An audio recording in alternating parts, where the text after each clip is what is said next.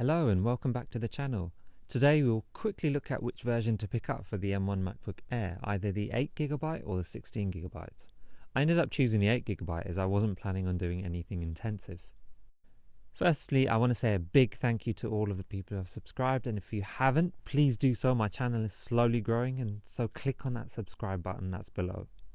I need to firstly state that there are a ton of videos including benchmarks on 8GB versus 16GB, and I'm not going to bore you with any of the technical details or benchmarks. I mean, you've got quite a lot on YouTube, quite a lot of videos on YouTube that do this, and Max Tech in particular does a fabulous comparison with different applications.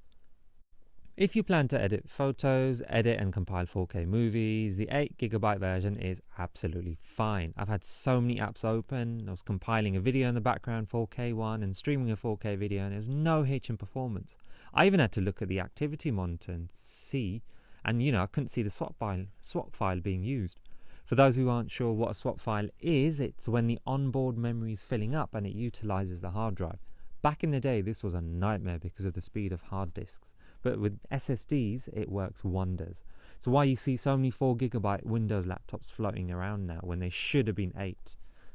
So if you are a heavy user, editing raw files, lots of 4K video editing, then to be fair, instead of getting the M1 MacBook Air 16GB version, you might want to just look at the M1 MacBook Pro because it's got the fan in, and the fan will allow the CPU to clock at a higher speed.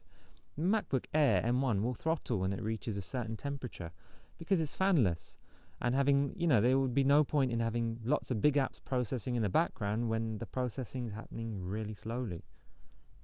Right, so those are my quick thoughts. As usual, let us know in the comments below what you think. It seems my MacBook videos are way more popular than my iPad one, so I'll try doing some more. I'm going to vary a few videos on the channel, might even bring something on food later on.